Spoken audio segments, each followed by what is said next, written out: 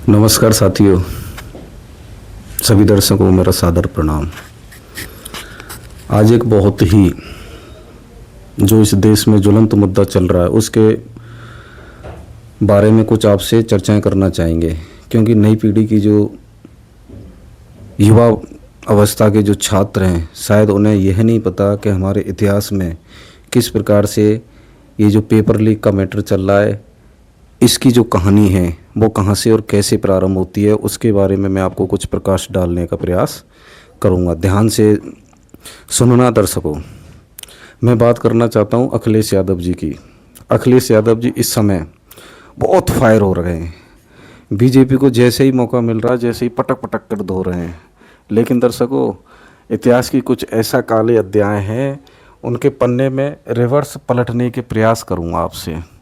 क्योंकि उत्तर प्रदेश में आप पेपर लीक की तो चर्चाएं छोड़ो दोस्तों, उत्तर प्रदेश में मैं आपको 10वीं और 12वीं बोर्ड की परीक्षाओं की सच्चाई को बताने का प्रयास करता हूं। आपको ध्यान होगा, मेरी अवस्था के जो भी जनरेशन के जो लोग हैं उन्हें अच्छे से होगा कि उत्तर प्रदेश में जब 10वीं बोर्ड और 12वीं बोर्ड की परीक्षाएं होती थी तो भाई साहब मेला लगता था। मेला, आप सोचेंगे सर ये आप कैसी बातें कर रहे हैं, मेला कैसे लगता था? मेला लगता था नकल का। नकल माफिया इस तरीके से हावी थे दोस्तों कि जो बच्चा 30% अंक नहीं ला पाता था वह बच्चा कम से कम 90%, 85% तक परसेंटेज उसकी हो जाती थी। आपको पता है? ये नहीं पता होगा, क्योंकि मैं कुछ ब्रीफली आपको एक इतिहास की घटना बताना चाहता हूँ।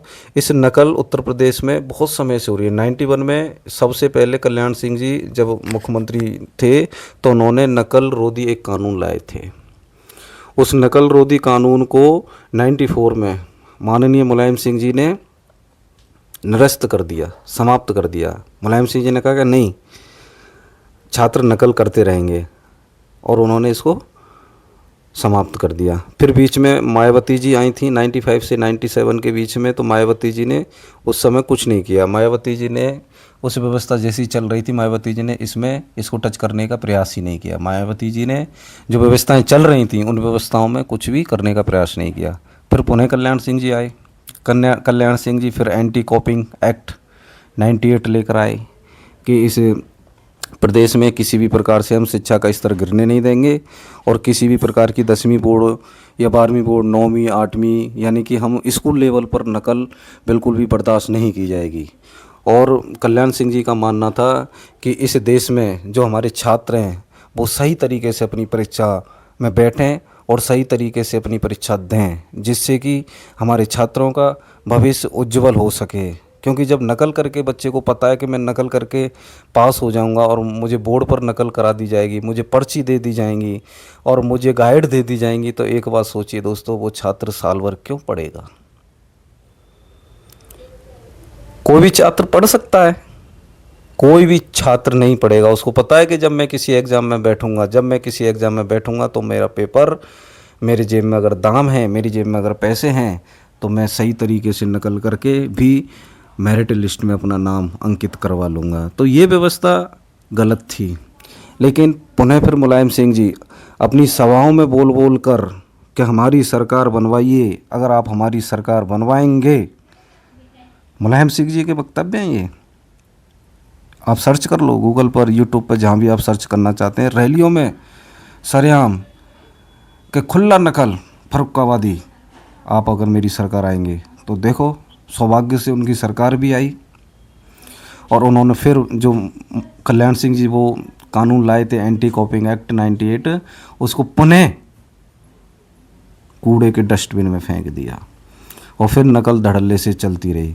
ये एक ऐसा दौर था सर, मैं सभी दर्शकों से कहना चाहता हूँ कि ये एक ऐसा दौर था कि इसमें उत्तर प्रदेश की शिक्षा व्यवस्था का बंटाधार हो गया। ना सिर्फ उत्तर प्रदेश की शिक्षा व्यवस्था, उत्तर प्रदेश की जो शैक्षणिक संस्थानों की जो हालत थी वो बहुत ही दयनीय स्थिति में आ गई थी। क्योंकि जो योग्य छात्र थे वो अपने आप को ठगा हुआ महसूस कर रहे थे।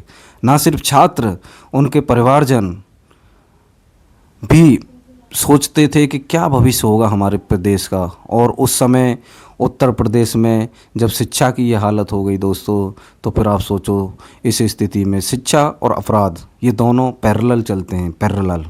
फिर क्राइम बढ़ा, क्राइम बढ़ने से व्यवस्थाएं दूषित हुई, महिलाओं पर अत्याचार बढ़े, हत्याएं, डकैती, फिरौती, लूट, इस प्रकार की व्यवस्थाएं मुलायम सिंह जी के शासनकाल में एक आम घटनाएं हो गई थीं।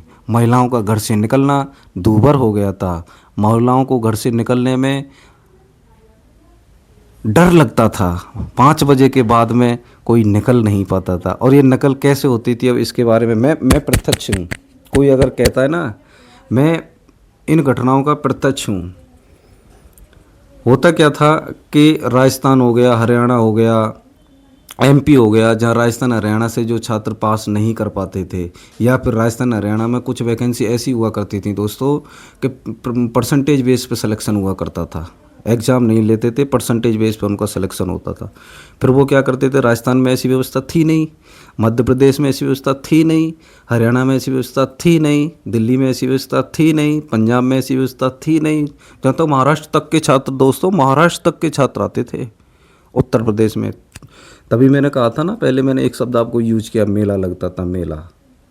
मेले में आपको कभी जाना हुआ हो तो मेले में जिस प्रकार की भीड़ होती है, सतरंगी लोग आते हैं, उस प्रकार से उत्तर प्रदेश में मेला लगता था। होता क्या था, छात्र फॉर्म भर देते थे, स्कूल में एडमिशन हो जाता था।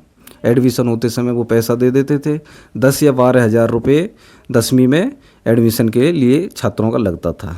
फिर उसके बाद एडमिशन हो गया, साल भर उसको नहीं आना है, जो प्रैक्टिकल वगैरह उसकी है वो पैसा उसका भी वो दे दिया करता था। फिर उसके बाद होता क्या है कि भाई जब परीक्षाओं का समय आता था, छात्रों को सूचित कर दिया जाता था। अगर कोई छात्र नहीं आता था, उसके स्थान पर डमी छात्र कॉलेज जो स्कूल थे वो व्यवस्थाएं करते थे। अगर छात्र स्वयं आ गया तो उससे 3,000 रुपये लिया जाता था। 3,000 रुपये इसलिए लिया जाता था कि आपको क्वेश्चनों का आंसर बोर्ड पर, जो वहाँ पर पर्यवेक्षक हुआ करते थे, वो लिखते थे कि भाई बोर्ड पे लिखाएंगे। जिस छात्र ने 3,000 रुपये दिए, उस क्लासरूम में जो बैठा हुआ प्रत्येक व्यक्ति है, वहाँ एक व्यक्ति ऐसा नहीं होगा जो ईमानदारी से परीक्षा देता। सबसे पैसे वसूले जाते थे, सबसे। और अगर कोई स्पेशल है, 3,000 से अगर 5,000 अगर आप दे रहे हैं तो आपको प्रत्येक प्रश्न लिखा हुआ आपको नोट मिलेंगे कि आप इसमें से उतार लीजिए, आपको बोर्ड पे से नहीं उतारना है। और अगर किसी की अच्छी व्यवस्था है, अच्छे पैसे वाले, अच्छा कंडीशन में भी, अगर अच्छे घर से है और अच्छा पैसे वाला है, तो उस कंडीशन में भी आपको पता है दोस्तों, उस कंडीशन में उसके पेपर को लिखने के लिए स्कूलों से भी व्यवस्थाएं की जाती थी। स्कूल वाले खुद लड़कों को हायर करते थे और स्कूल में इस प्रकार से परीक्षाएं देते थे और उनकी 90% आती थी। फिर वो अपने गृह राज्य में जाते थे और सरकारी नौकरियां प्राप्त करते थे। ऐसी व्यवस्थाएं थीं। तो माननीय अखिलेश यादव जी, इस प्रकार का शासन आपके पिताश्री और आपके शासनकाल में रहा है। इसलिए अगर इस मौजूदा गवर्नमेंट में अगर कोई पेपर लीक होता है, मैं मानता हूँ पेपर लीक होता है तो बहुत छात्रों का भविष्य अंधकार में होता है, लेकिन व्यवस्थाओं में धीरे धीरे जिस प्रकार की व्यवस्थाएं आपने भविष्य में आप देखना चाहते हैं, तो आपको भूतकाल भी समझना होगा, भूतकाल के बारे में भी आपको सोचना होगा। भूतकाल में आपने कैसी व्यवस्थाएं दी हैं, उन व्यवस्थाओं पर भी आपको फोकस करना होगा। मैं स्पष्ट तौर पर माननीय अखिलेश यादव जी से कहना चाह रहा हूँ। तो उत्तर प्रदेश की शिक्षा व्यवस्था में ये बहुत ही एक दुर्भाग्यपूर्ण दौर था। अब माननीय योगी जी ने 2024 में इस प्रकार का कड़ा कानून बना दिया है कि अब उत्तर प्रदेश के किसी भी स्कूल में, किसी भी कॉलेज में, किसी भी संस्थान में किसी भी प्रकार की नकल नहीं होती है और जेन्युइन छात्र जो जिस स्तर का होता है वो उस स्तर की शिक्षा प्राप्त कर रहा है। तो दर्शकों, मैंने ये आपको उत्तर प्रदेश की एक ज़मीनी हकीकत बताने का प्रयास किया है। इसके बारे में आप क्या सोचते हैं, अपनी राय कमेंट बॉक्स में दीजिए। और अगर मेरी बातों से आप सहमत हैं तो चैनल को लाइक भी करें, सब्सक्राइब भी करें। जय हिंद, जय भारत, जय श्री राम।